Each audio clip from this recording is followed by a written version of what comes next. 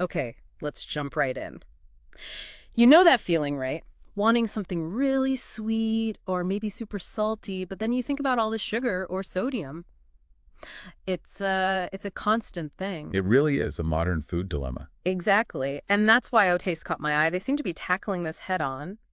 So for this deep dive, we're digging into their own materials, basically trying to get under the hood of their tech and Hmm. see if they've really cracked it, found a way to change things up. Right. So if you're listening and you like to get up to speed quickly, maybe you enjoy those little aha moments or surprising facts, and you're curious about food technology, well, you're definitely in the right place today. And what's really interesting from the get-go is the core problem they're addressing. It's about delivering those tastes. Hmm. We love sweet, salty, but doing it in a way that lines up with people being more aware, more concerned about how much sugar and salt they're actually eating. Yeah, we hear about that all the time. The food industry's been trying for ages, right? Often using artificial substitutes. But Ote seems to be coming at it from a totally different angle. Totally different. Because we all know the score with processed foods, often loaded with sugar, loaded with salt.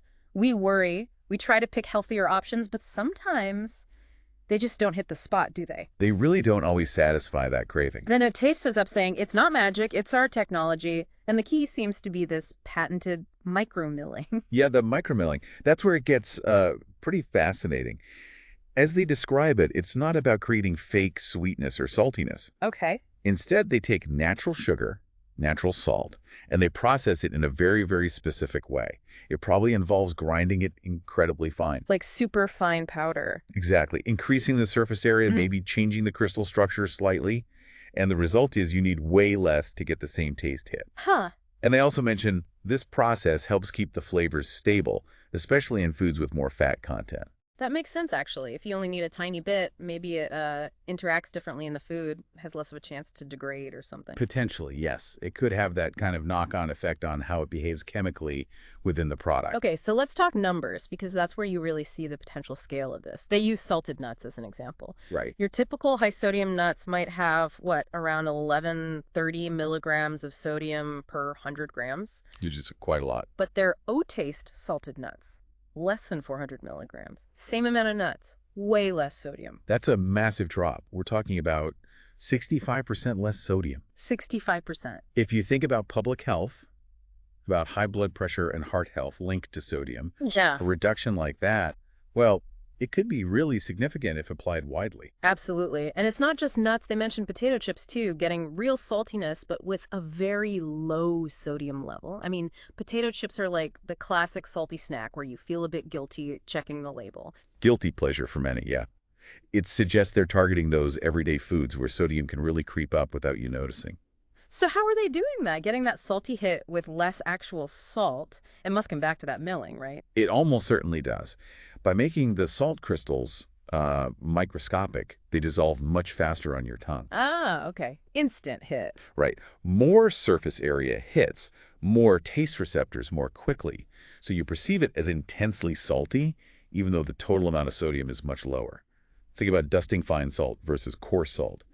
The fine stuff gives you that immediate salty burst. Okay, that makes intuitive sense. Now let's switch gears to sugar. How are they handling sweetness? Similar principles, it seems, but focused on sugar. They're very clear. All natural sugar. No artificial sweeteners. None. No chemical additives either, which is a big deal for a lot of consumers now. Definitely. They say their tech enhances the sweet taste, so again, you use less sugar overall. And crucially, they claim no weird aftertaste, no texture problems. That's huge. Because that's often the complaint with sugar substitutes, isn't it? That slightly off taste or grainy feeling. Exactly. That lingering sweetness or odd mouthfeel can be really off-putting. If OTaste delivers genuine sweetness from natural sugar without those downsides, that's a major advantage. They even say it lets the real sweet flavor of any product to shine. Like maybe too much regular sugar actually masks the other flavors. That's an interesting point. It could be that by needing less of their processed sugar, the inherent flavors of the food, the fruit, the chocolate, whatever it is, come through more clearly.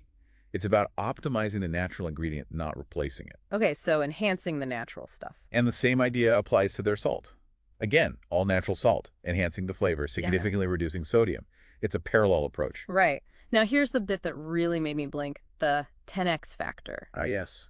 They claim their natural sugar is 10 times sweeter than regular granulated sugar, and their natural salt is 10 times saltier than table salt.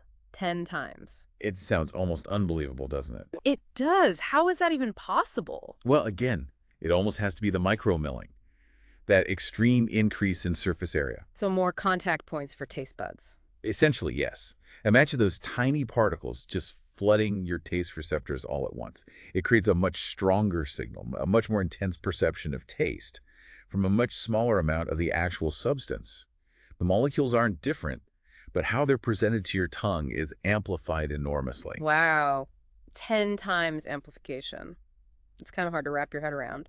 So where could we actually see this being used? They mentioned focusing on fatty food applications. That focus on fatty foods makes sense. Like they said, it potentially helps with flavor stability in those environments. Right. Plus, let's face it, a lot of popular, maybe indulgent foods fall into that category. True. Snacks, desserts.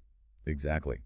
So targeting those foods means OTaste could make a real dent in overall sugar and sodium consumption where it's often highest. And the list they give is pretty broad. Spreads, chocolate, Health bars, ice cream, pastries. pretzels, salted butter, chips, nuts, crackers. I mean, that covers a huge chunk of the supermarket aisles. It really does. It suggests the technology is quite versatile. It could potentially be integrated into loads of different products, leading to maybe widespread reductions across the food supply. And they give a specific example comparing spreads. This really drives it home. Yeah, the numbers are stark. A typical spread, they say, might have like 14 teaspoons of sugar per 100 grams. That's over half sugar, 55%. High glycemic load, too. Pretty standard for many chocolate hazelnut spreads, for instance. But the OTaste version, Oh. only 2.5 teaspoons of sugar per 100 grams. That's just 8% sugar. And they specifically mention a very low glycemic load. That's a dramatic difference. Real sweet without the guilt is their tagline for it. And that lower glycemic load is a big potential health plus, especially for people managing blood sugar. Absolutely. It's not just about calories or sugar quantity, but the type of impact it has. So just to kind of pull it all together, what makes OTaste different, according to them? They list a few key things. It's made of natural ingredients, Check. no artificial sweeteners or additives. Also check. They say it's vegan and keto-friendly, and even safe for diabetics to enjoy. Okay. Covering a lot of dietary needs there. Plus, improved texture and taste, a clean label, which is huge for transparency. People want to know what's in their food. Exactly. And of course, their patented technology. It all comes back to that micromilling. Their final tagline sums it up. Real ingredients, real flavors in a whole new way. So it sounds like they're ticking a lot of boxes people care about right now. Healthier, natural, clean label, good taste. That seems to be the goal, meeting those consumer demands without compromising on the sensory experience. Okay, so quick recap then. OTaste's big idea is this micromilling tech. It lets them drastically cut sugar and salt, While keeping the taste and texture people expect. using natural ingredients, potentially making healthier versions of common foods, maybe even with benefits like lower glycemic load. Right. It really could shift how food companies think about making their products. If it scales up successfully and gets adopted widely, it could be a genuinely positive step for the food supply overall. It makes you think, doesn't it? Yeah. Thinking about this tech, what are some of your own favorite treats? Maybe a specific brand of chips or a type of chocolate spread that you'd be most curious to see get an OTaste makeover?